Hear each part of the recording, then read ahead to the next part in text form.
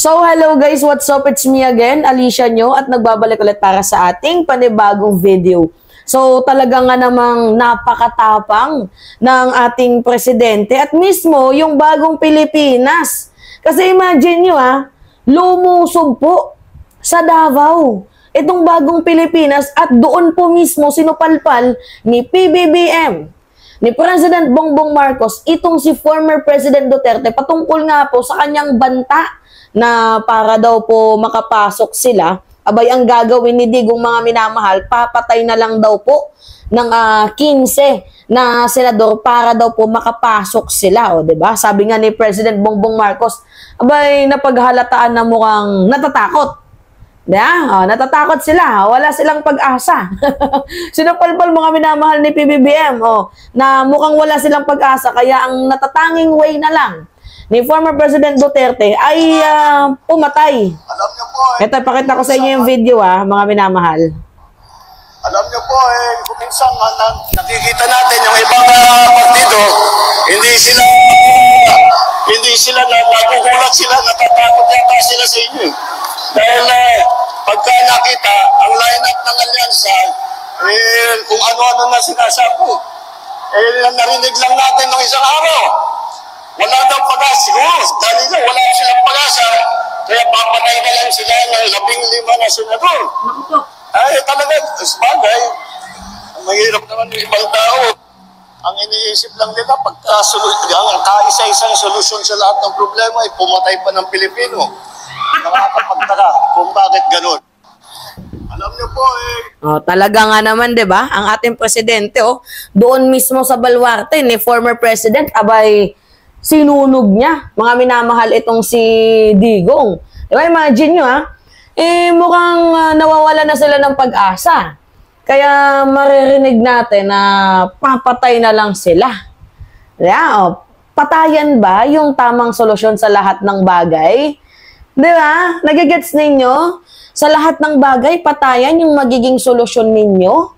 Sa lahat ng bagay, kapag wala kayong maisip na paraan, diba, instead na pwede nyo naman, kunyari, sa mga addict, diba, instead na i-rehabilitate nyo, kasi may mga time na yung mga tao yan, depressed, out of choice, diba, wala silang choice, wala silang way, diba, so, instead, diba, na ipatigibum-bum mo, bakit yung gawin mo, i-rehabilitate mo, gumawa ka ng napakadaming rehabilitation center, at tulungan mong magbago. Diba dapat supposedly, dapat ganon yung ginagawa nilang way, yung matino, yung pang-Pilipino, pang-masa, pero yung ginagawang way ni former President Duterte, lahat patayan, kumbaga parang martial law Diba? So talagang sinupalpal, mga minamahal, ni PBBM. Ano ba yung sabi ni former President Duterte, mga minamahal? Ito, basahin natin.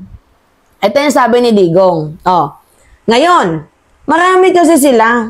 Ano ang dapat gawin natin? Patayin natin yung mga senador ngayon para mabakante. Kung makapatay tayo ng mga 15 na senador, pasok na tayong lahat. Mukhang napaghalataan nga, mga minamahal, na natatakot itong si former President Duterte dito kay PBBM sa kanilang alyansa. Kasi 'di ba? Kahit joke to ni Digong, hindi to dapat hindi dapat iniisip natin na biro lang to, seryoso to yung mga ganitong klaseng bagay. Dinadaan niya na lang sa joke. Yeah?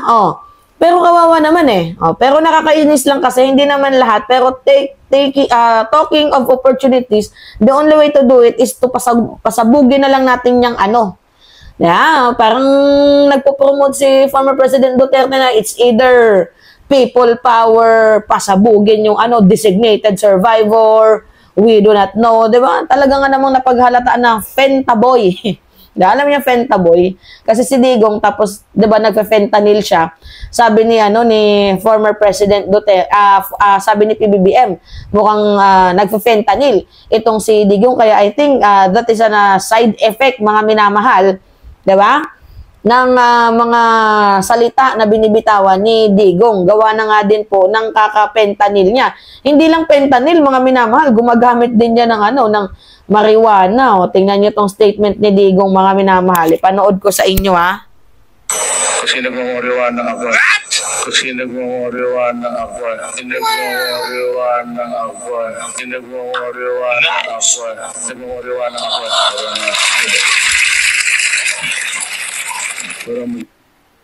Nakarinig ninyo? Kasi nagmamariwana ako eh. Paulit-ulit. So, I think mga minamahal, that is an side of, yung side effect ng kanyang mga ginagamit na mga pinagbabawal na gamot. Kaya ngayon, nagiging reflexiones na po ito sa kanyang mga sinasabi. Well, ano pa nga bang aanhin natin dyan kay Duterte? Siya na din mismo nagsabi, di ba, na tawag dito, binura niya yung Diyos. Kala mo, talagang siya yung may-ari ng universe. Tapos yung kanyang anak, presidente ng ng impyerno. So ano pa nga ba aasahan natin sa pamilyang 'yan? Magkakaparehas ng ugali. Lahat sila mga bayolente si Ipe nanuntok ng sheriff. Nanuntok ng ng bus driver. Si Sara nanuntok ng sheriff. 'Di ba? Mga minamahal, si Digong pumapatay, si Bato pumapatay. Lahat sila may history ng pagiging bayolente. Kung wala man pagiging bayolente ang iba, may history sa pagiging corrupt, womanizer, 'di ba, mga mapang-abuso. So sabi ko nga sa inyo, ano pa nga bang aasahan natin diyan? Pero I like the way na, 'di ba, sinupalpal ni President Bongbong Marcos itong si former President Duterte mismo sa harapan, mga minamahal, mismo sa harapan, 'di ba, sa lugar ng Davao, kung saan nandoon itong si former President Duterte. 'Di ba? Doon sa mismong lugar niya talaga nga namang sinupalpal itong si Digong. Syempre, mga minamahal, masakit yan sa kalooban ni Digong.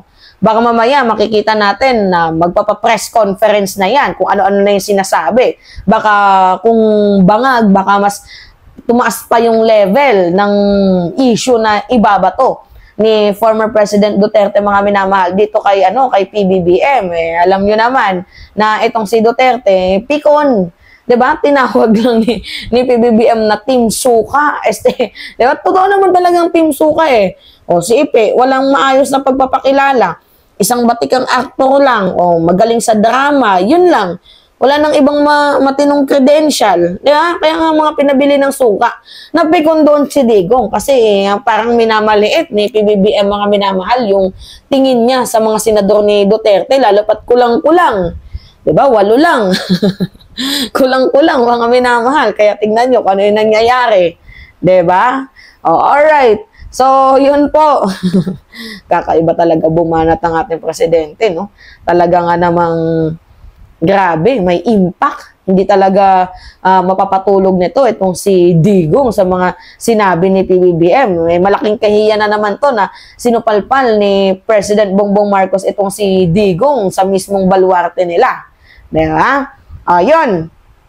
Mga minamahal, mabuti pa si PBBM nag-react sa kill senators ni Digong. Yung mga nakaupong senador, tahimik lang sila. Gusto atang tigokin.